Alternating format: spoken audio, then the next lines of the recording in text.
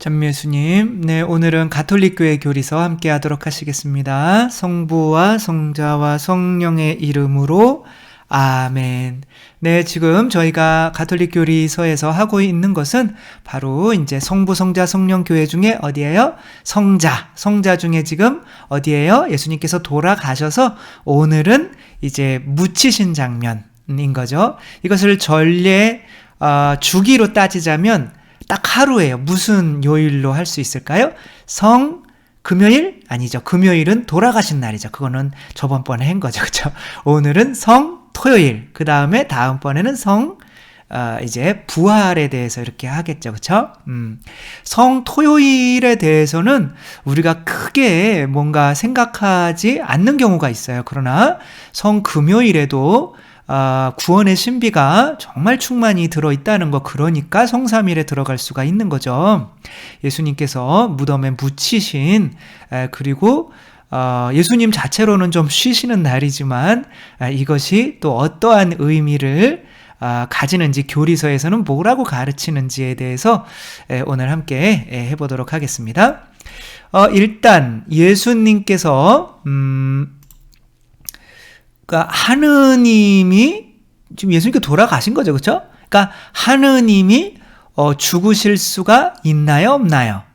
하느님께서 죽으실 수가 있을까요, 없을까요? 하느님께서 죽으실 수는, 하느님은 영원한 생명을 지닌 하느님이잖아요. 그러니까 하느님이 죽으시면 안 되는 거잖아요. 인간은 죽을 수 있지만, 그렇죠? 그러니까 하느님은 죽으실 수 없는 분이니까 이제 예수님이 돌아가셨을 때 하느님이 죽으셨다고 그래야 돼요? 인간이 죽었다고 그래야 돼요? 인간 예수가 죽었다고 그래야 돼요?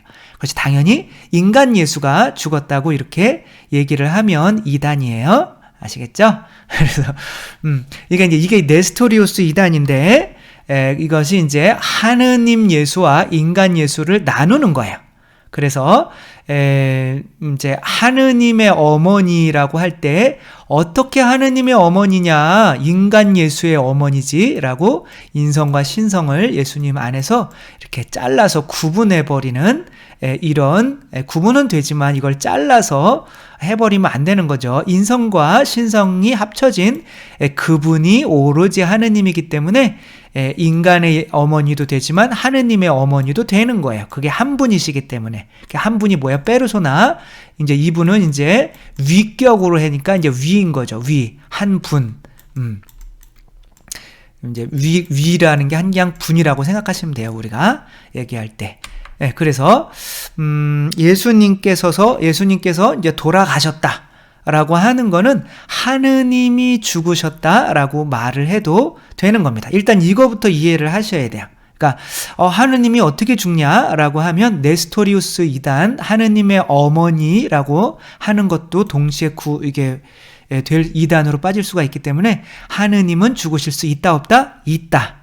그래서 토요일은 누가 돌아가신 날이다? 물론 인간이면서 하느님이 죽으신 날이다. 그러니까 뭘 위해서 죽으셨는가는 이제 밑에 나오겠지만, 일단 625항에 보면 이렇게 묵시록에 예수님께서 하늘나라에서 이렇게 말씀을 하고 계신 거예요. 나는 죽었었지만 보라 영원 무궁토록 살아있다. 그러니까 나는 죽었었다라고 할 때 여기에 나는 인간 예수를 의미하는 건가요? 하느님 예수를 의미하는 건가요? 인간이면서 하느님 예수를 의미하는 거죠. 그렇죠? 그러니까 사람이면서 하느님이 죽으셨다라고 하는 게 사실은 맞는 거예요. 636항에 보면 636항에 보면 예수님께서 저승에 가셨다. 옛날에는 이제 고성소에 내리시어 이렇게 사도신경에 했었죠. 그렇죠? 요즘에 이제 저승에 가시어, 이제 또 라틴어로는 인페리라고 해요. 이렇게 지옥에 가시어 이렇게 설명을 하는데, 지옥이라고 하는 거는 이제 신학자들의 말에 의하면 예수님께서 토요일에 거기로 이제 지성소에 이제 그 옛날 말로는 이제 림보라고 해요. 림보. 이게 약간 하늘나라 들어가기 전에 대기하는 곳이었어요. 근데 지금 이 림보 교리가 없어졌어요. 왜? 예수님께서 이제 부활하셔서 그곳을 떠나셨을 때는 림보는 이제 뭐로 바뀌는 거예요? 지옥으로 바뀌는 거예요. 근데 그 예수님께서 가시기 전에는 그 림보에 착한 사람이든 나쁜 사람이든 함께 살고 있었던 거죠. 이거를 옛날 말로는 고성소, 지금 말로는 저승, 그 다음에 이제 히브리 말이나 그런 거로는 이제 쉐올이라고 이렇게 얘기해요. 쉐올. 그러니까 아무튼 그런 림보. 그래서 뭐 사무엘 예언자를 사울이 막 깨워내죠. 그러니까 사울이 막 자고 있는데 왜 깨워? 그러면서 이렇게 올라오잖아요. 거기가 이제 쉐올에서 올라오는, 거기는 나쁜 사람이든 좋은 사람이든 함께 뭉쳐 있는 곳이에요. 왜? 아직까지 예수님이 죽으시질 않으셨기 때문에 그 피에 의한 구원받는 사람, 구원 못 받는 사람 심판이 이루어질 수가 없는 거죠. 그러니까 예수님이 죽으셔서 성금 토요일에 어디로 간 거냐면 이 림보로 들어가신 거예요. 이때까지는 아직은 천국도 아니고 지옥도 아니고 연옥도 아니고 그런 거죠. 그래서 예수님께서 저승에 가셨다는 표현으로서 신경은 예수님이 참으로 죽으셨으며, 예수님이 참으로 계속 얘기하는 거예요. 예수님이 참으로 죽으셨다는 것은 인간 예수가 아니라 인간이며 하느님이신 분이 돌아가신 거예요. 그래서 하느님이 죽으셨다고 말씀을 드려도 되는 거예요. 이를 위하여 당신이 죽으시어 죽음과 죽음의 권능을 쥐고 있는 악마를 멸망시키셨다는 것을 우리는 고백한다. 이렇게 나와 있는 거죠. 일단은 인간이며 하느님이신 분이 죽으셨다. 이거를 이해하셔야 되고요. 그 다음에 그분이 어디에 가셨냐? 지성소 혹은 뭐 고성소 혹은 뭐 저승 혹은 쉐올 혹은 림보에 가셨다. 뭐 이렇게 이야기를 하시면 되는 거죠. 그러면 우리가 이제 말하는, 여기서 우리가 이제 이해해야 되는 또 죽음의 개념을 이해해야 돼요. 죽음의 개념. 그러니까 죽음은 뭘 의미하는 거예요? 그냥 우리가 영원히 사라지는 게 죽음인가요? 아니죠. 그렇죠? 우리 교회에서 이야기하는 죽음은 영혼과 육신이 분리가 되면 죽음인 거예요. 그러니까 이제 뭐 제가 그때 봤던 십자가의 글라라 성녀가 있거든요. 근데 그분은 5살 때부터 수도원에서 이제 키워주셔서 26살쯤에 기도하다가 탈혼이 되신 거예요. 근데 그 혼이 돌아오지 않아서 그냥 죽으셨어요. 기도하다가. 그러니까 기도 딱 잘못하다가는 저승에 가는 수가 있는 거죠. 그걸 죽음이라고 하는 거예요. 그러니까 내가 영혼이 육체에서 빠져나가면 그걸 죽음이라고 하는 거지. 뭐 영혼 죽음이라고 하는 거. 근데 또 예수님께서 죽음이라고 하는 건 또 달라요. 예수님이 죽음이라고 하는 거는 영원한 죽음을 의미하는 거예요. 근데 살아 있어요. 그 영혼이 어디에서 살아 있냐면 지옥에서 살아 있어요. 지옥에서 살아 있는데 그걸 죽음이라고 하는 거죠. 그러니까 예수님 당신을 따르고 싶습니다라고 했을 때 나 따라 그랬더니 근데 아버지 장례 좀 치료오게 해주세요. 그랬더니 너는 죽은 이들의 장례는 죽은 이들에게 맡기고 너는 나를 따라라 이렇게 나와요. 그러니까 죽은 이들의 장례는 죽은 이들에게 맡겨라. 그리고 예수님을 따르지 않는 사람들이 예수님이 이야기할 때는 죽음인 거예요. 그래서 우리가 이 세상에서 뭐 죽음 그러면 영원히 사라지는 그런 죽음이 아니라 바로 우리가 이야기하는 죽음은 영혼과 육체가 분리되는 죽음이고 또 하느님께서 또 다른 죽음으로 이야기하시는 그 개념은 뭐냐면 지옥에 가는 거를 죽음이라고 이렇게 당신과의 하느님과의 단절인 상태, 그러니까 에덴 동산에서 쫓겨나는 상태, 너는 죽은 이들의 장례는 죽은 이들에게 맡기고 너는 가서 복음을 전하여라. 그래서 이웃을 사랑하지 않는 사람이 이 죽은 이들의 상태인 거죠.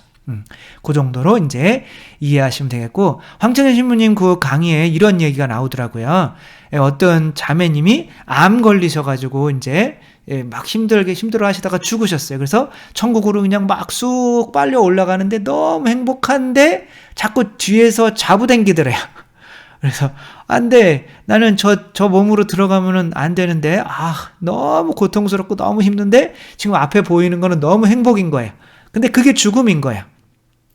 그래서 근데 막 안에 밖에 거기에서 병원에서는 막 심장 그거 뭐 해죠? 그거 다시 살아나게 하는 거 막 심장 그거 하고 막 하니까 결국에는 막 올라가다가 다시 빨려 들어와가지고 몸속으로 들어왔는데 그 고통이 다시 너무 또 심장 막 이렇게 하니까 얼마나 또 이렇게 막 힘들겠어요. 그러니까 그런 고통 속으로 들어온 거죠. 그래서 그냥 죽음이라고 하는 거는 영혼과 육신이 그냥 분리되는 거다. 우리가 얘기하는 대로 그렇게 생각을 하면 되겠죠. 그러니까 예수님께서 죽으셨다라고 하는 거는 예수님의 영혼과 육체가 분리되셨다라고 이렇게 생각을 하면 되는 거죠. 그 다음에 이 죽음이 예수님의 죽음과 가룟 유다의 죽음의 차이는 뭘까요? 예수님은 죽은 다음에 뭐를 하셨어요? 부활을 하셨고 가룟 유다는 죽은 다음에 지옥을 갔죠. 그렇죠? 이 차이는 뭐예요?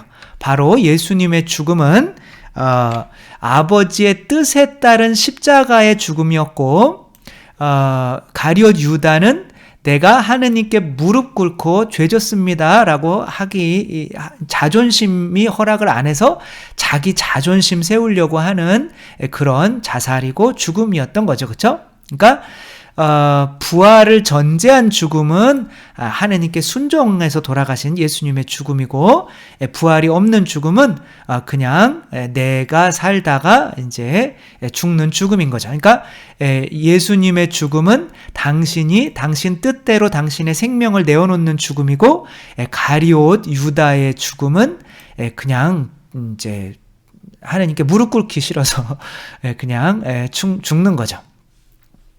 그러니까 이제 저는 그 착했을 때, 지금은 안 착한데 어렸을 때 이제 성탄절에 사과하고 과자하고 이제 이런 성탄 선물을 성당에서 줬어요. 아기 때. 그러니까 그거를 갖고 이제 엄마 아빠가 생각이 나는 거예요. 그래서 엄마 아빠를 위해서 다른 애들은 막 까먹고 있는데 교리 시간에 나는 그냥 그거를 가만히 이렇게 참았다가 얼마나 착했는지 몰라요. 아무튼 그렇게 해가지고 엄마한테 갖다 줬죠. 이거는 내가 엄마를 행복하게 하기 위한 나의 죽음인 거죠. 그렇죠? 그러니까 그렇게 되면 뭐가 와요? 부활이라는 경우죠. 엄마로부터 더 맛있는 걸 받고 더 맛있는 사랑, 더 큰 사랑을 받게 되는 거죠. 그러나 내 자신을 위한 죽음이 있는 거죠. 이거는 그냥 내가 살 빼기 위해서 단식하는 거죠. 이렇게 단식을 한다고 누가 그것에 대해서 보상을 해주는 거는 아닌 거죠. 그렇죠? 이게 바로 예수님의 죽음과 가룟 유다의 죽음의 차이인 거죠. 그렇죠? 부활이 있고 없고 보상이 있고 없고의 차이인 거죠. 뭐 이런 거는 우리가 너무나 잘 알죠. 그렇죠? 근데 여기서 이제 조금 어려운 게 뭐냐면, 이제 그렇게 되면 예수님의 신성과 위격은 어떻게 되는 거냐? 예수님의 신성은 그러니까 신성이라고 하는 거는 갈라질 수가 있어요, 없어요? 없죠, 그렇죠? 그러니까 성부, 성자, 신성을 가지면 뭐가 되는 거예요? 하느님이 되는 거예요, 그렇죠?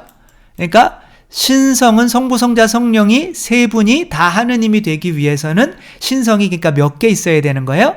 3개 당연히 있어야 된다고 얘기하면 삼위일체 2단입니다.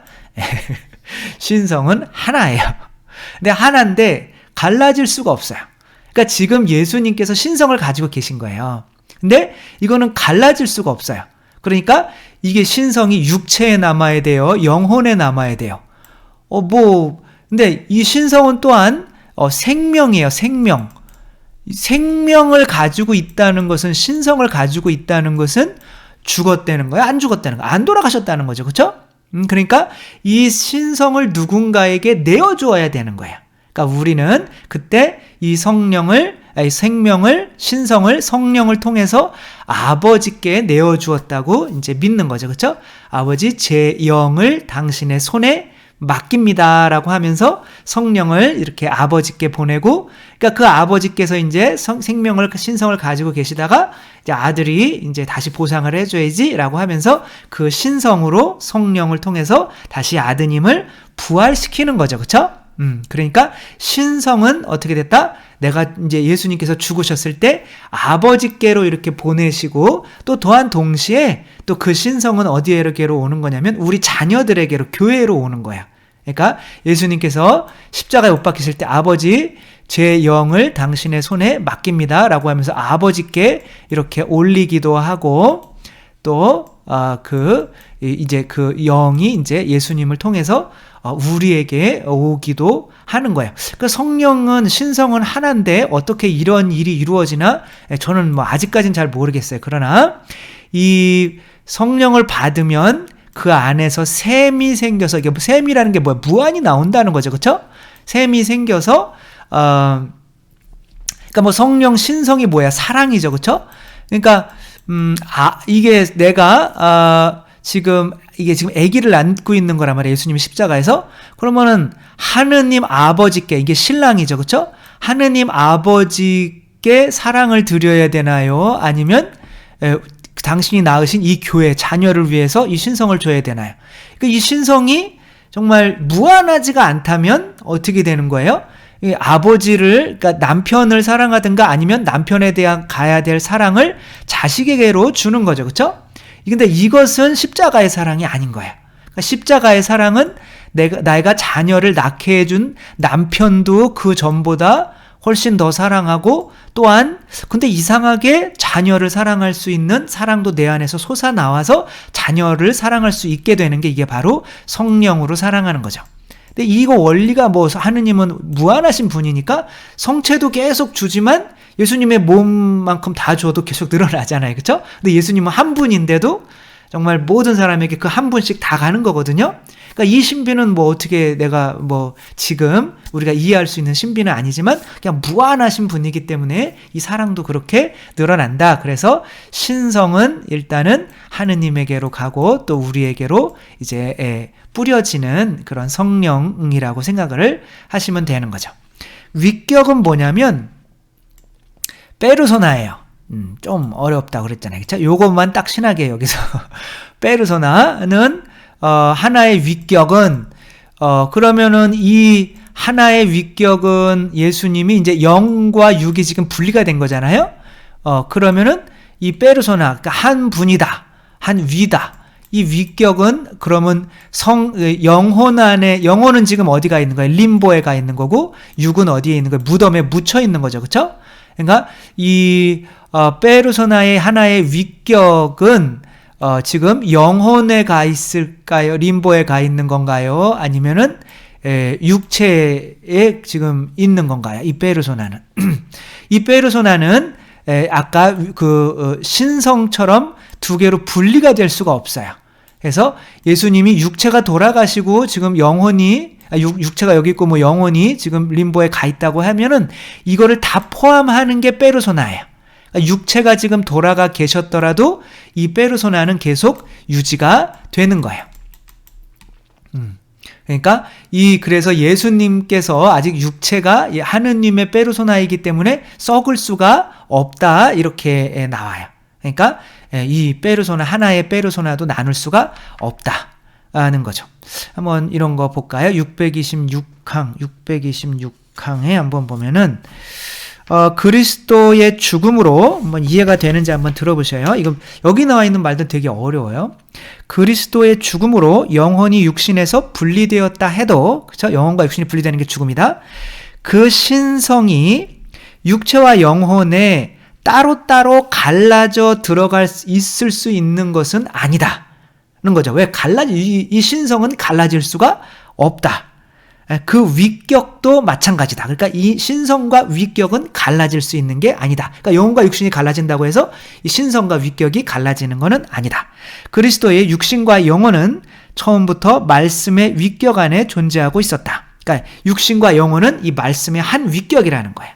비록 죽음으로 서로 분리되기는 했지만 그 영혼과 육신은 각기 동일하고 유일한 말씀의 위격과 더불어 있었다. 는 거죠. 그러니까 그러니까 이제 예수님이다. 그러니까 예수님이다라고 하는 건, 예수님은 성토요일 날 어디 계셨어요? 이런 문제가 나온다. 뭐 시험은 안 보겠지만 그러면 이제 고성소에, 그러니까 뭐 림보에 내려가셨습니다. 아니면은 예수님은 무덤에 묻혀 계셨습니다. 이런 식으로 얘기하면 안 된다는 거예요. 예수님의 하나의 페르소나는 지금 림보에도 계시고 무덤에도 묻혀 계셨습니다. 이렇게 얘기해야 된다는 거예요. 왜? 분리할 수 없으니. 그러면 신성은 어디 갔습니까? 그럼 육체에 들어갔습니까? 아니면은 영혼에 지금 림보에 있습니까? 그 신성은 영원한 생명이시기 때문에 지금 아버지께 바쳐지신 거고 그거를 통해서 태어난 자녀들 우리 교회에 지금 내려주고 계신 겁니다. 이렇게 얘기를 해야 되는 거예요. 그러니까 죽음 신성을 아버지께 돌려보내고 자녀들에게 주시기 위해서 당신이 죽으신 거예요. 그래서 정말 신성을 아버지께 드렸는지 부활은 그 신성을 다시 받는 것인지 한번 648항 한번 볼까요? 648항 보면 부활에 대해서 이렇게 이야기 나와요. 예수님께서는 결정적으로 거룩한 영으로는 죽은 이들 가운데서 부활하시어 영적으로 이제 부활을 하는 거예요. 성령을 받으면 힘을 지니신 하느님의 아드님으로서 이게 로마서 1장 4절인 거예요. 그러니까 그리고 바오로 사도는 성령의 활동을 통해서 예수님의 죽은 인성을 되살리시고 그분을 주님의 영광스러운 상태로 부르신 하느님의 권능이 드러난다고 강조한다. 뭐 다 읽어드릴 수는 없는데 그래서 로마서 6장 4절, 고린도 후서 13장 4절, 필리피서 3장 10절, 에페소서 1장 19절에서 22절, 히브리서 7장 16절을 참조하면 그리고 이 바오로 사도에 의하면 하느님 아버지께서 가지고 계신 그 영, 성령을 그 영원한 생명의 힘을 불멸하는 생명의 힘을 성령을 통하여 아드님께 주시는 것이 곧 뭐다? 부활이다 이거야. 그러면 죽음이라는 거는 당신이 가지고 있었던 그 불멸하는 영원한 생명의 힘, 그 성령을, 그 신성을 아버지께 드리는 것이 바로 뭐였다? 십자가상의 제사고 죽음이었다라고 하는 거죠. 이 정도로 이해를 하시면 될 것 같아요. 한번 650항 뭐 때문에 했죠?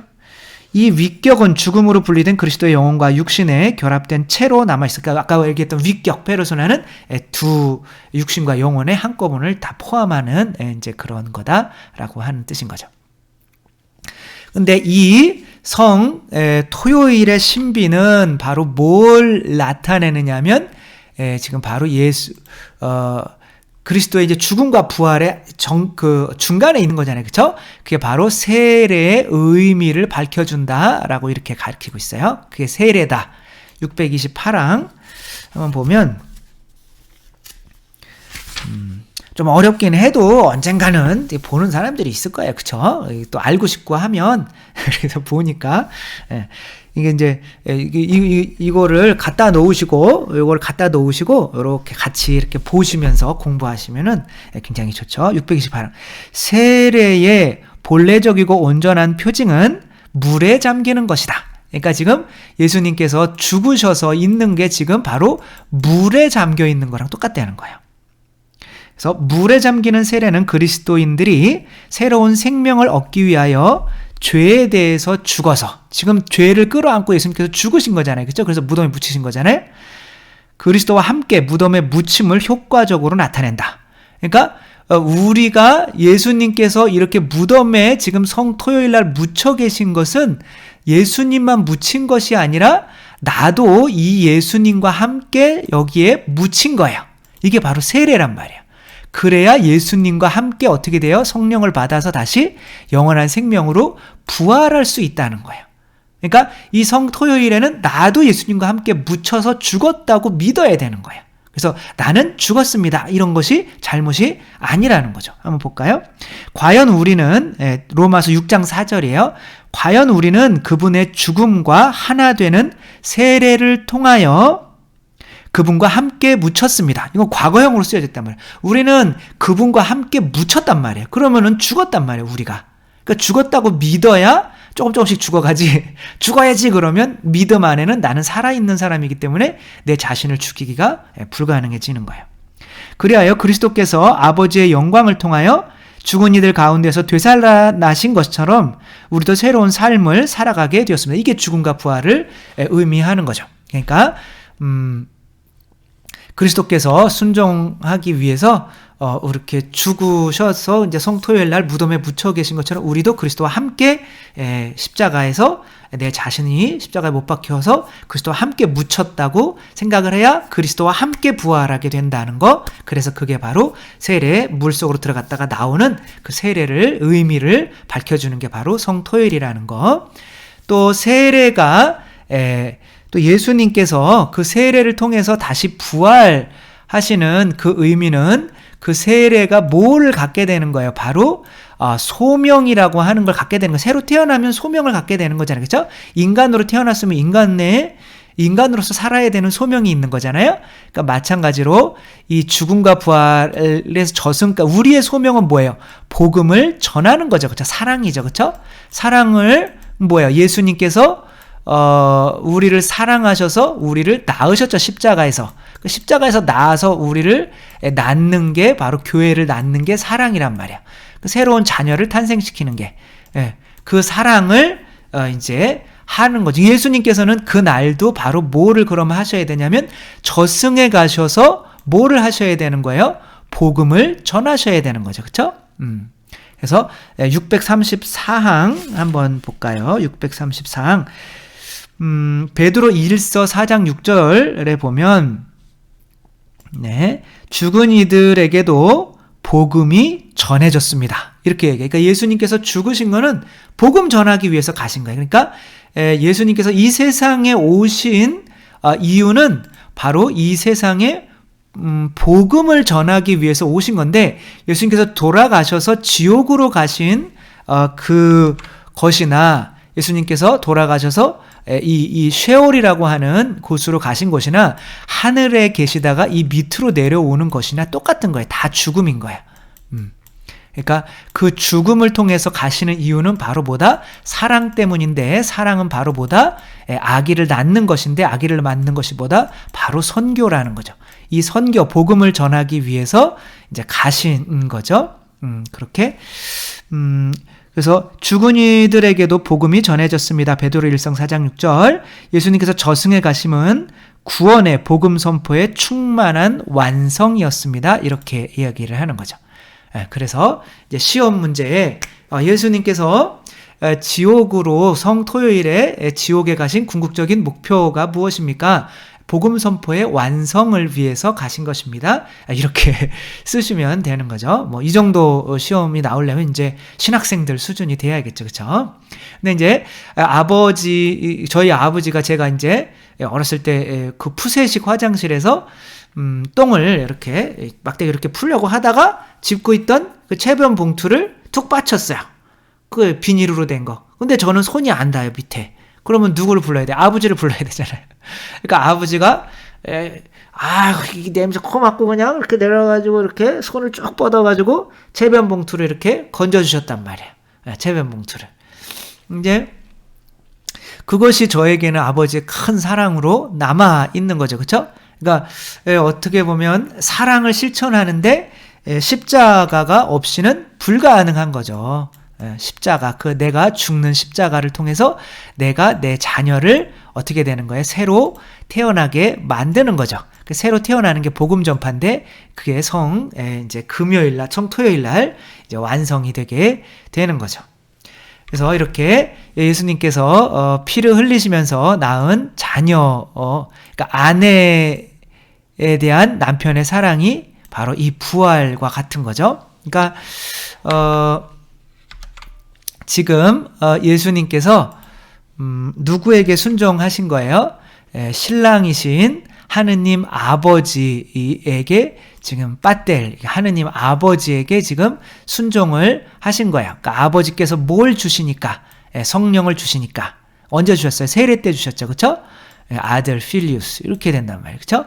세례 때 성령을 주셨으니까. 그러면 아들은 어떻게 해야 돼요? 아버지께 순종해야죠. 그렇죠? 이게 다시 성령을 드리는 거죠. 그러니까 이게 죽음인 거죠. 십자가의 죽음인 거죠. 그렇게 내가 순종을 할 때 누가 태어나요?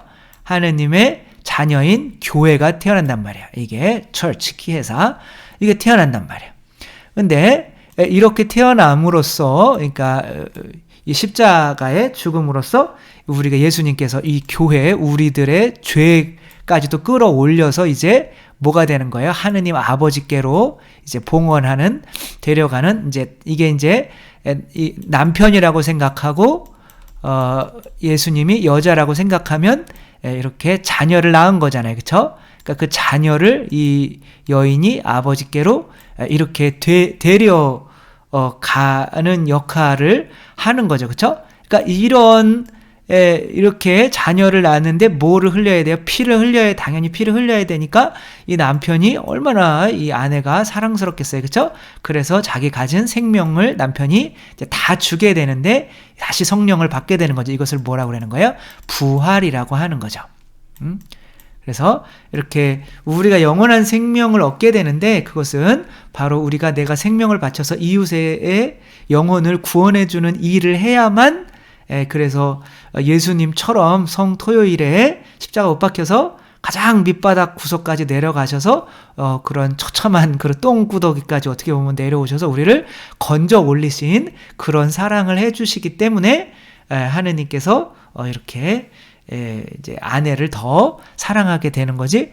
애 낳는 거는 내가 싫으니까 애는 딴 여자랑 가서 낳아, 이렇게 자매님이 말씀을 하시면 남편이, 그 자매님이 사랑스럽거나 혹은 자녀를 위해서 내가 밖에 나가서 돈 벌어오는 거를 아내에게 줄 이유가 없겠죠. 그렇죠? 그렇게 성령을 못 받게 되고, 그러면 아내는 부활하지 못하게 되는 거죠. 이런 신비를 잘 나타내 주는데, 그 일본에 있는 기저귀 선전에 이런 이야기가 있어요. 유튜브에 쳐보시면 나오는데 굉장히 감동적이에요. 이제 지금 여자분들이 아기들이 태어난 지 딱 1년 되는 날들이에요. 그 1년 되는 날에 이제 준비를 시키는 거죠. 남편들에게.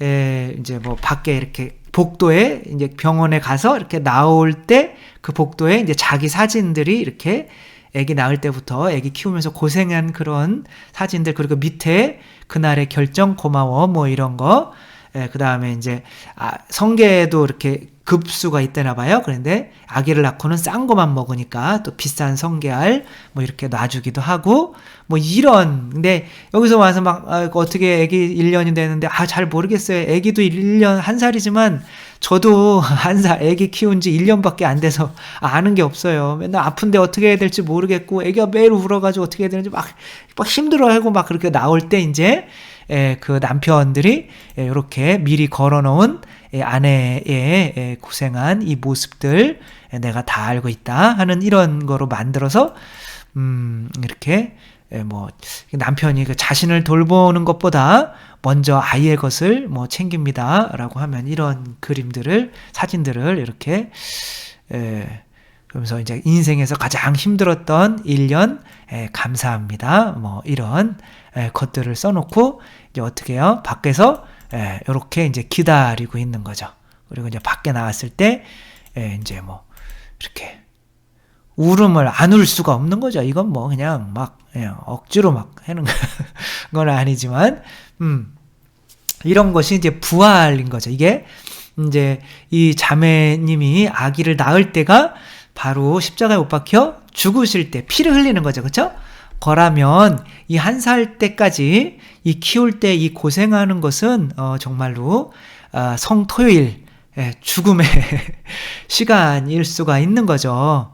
근데 그 죽음의 시간 동안에 그 고생한 거 남편이 알아주어서 남편이 이렇게 고마운 표현을 하면 정말 1년 동안 고생한 것이 아무것도 아닌 것처럼 행복을 다시 얻게 되는 이 부활인 거죠. 그렇죠? 그래서 이런 식으로 토요일을 이제 이해를 하시면 되겠고, 요것이 바로 이제 죽음과 부활, 우리의 새로 태어나는 세례를 의미하는 거죠. 이 여인이 정말 남편이 이걸 알아주기 전까지는 그냥 하나의 여인이고 그냥 내가 이 애 엄마고 내가 뭐냐 이렇게 하고 있는데, 이렇게 나 정말 이 아이의 엄마고 또 이 남편의 아내구나 라고 새로운 진짜의 정체성으로 부활을 해야 새로 태어나게 되는 거죠. 그렇죠? 그래서 이것이 바로 세례의 새로 태어남을 성토요일이 의미한다는 거, 또 생각하며 이렇게 성토요일 미사도 없고 사실 이렇게 그냥 지나가는 날 같지만 이렇게 어마어마한 신비가 있는 날이라는 거 또 생각하며 우리들도 어떻게 보면 또 이웃에게 영원한 생명을 주기 위해서 내 피를 다 바치고 고생하고 이렇게 해야만 참 하느님의 자녀로서 인정받고 부활하고 그렇게 된다는 거 생각하며 항상 성삼일 어떻게 되는 거예요? 피 흘리고 그렇게 십자가의 그런 무덤의 삶을 살고 그 다음에는 이제 다시 성령을 받아서 인정받아서 이 부활하는 성목금토일에 이런 삶을 살아가는 우리들 모두가 되었으면 좋겠습니다. 주님께서 여러분과 함께 전능하신 천주 성부와 성자와 성령께서는 여기 있는 모든 이들에게 축복을 내리시어 길이 머물게 하소서. 주님과 함께 가서 복음을 전합시다. 하느님 감사합니다. 성부와 성자와 성령의 이름으로 아멘. 네, 감사합니다. 사랑합니다.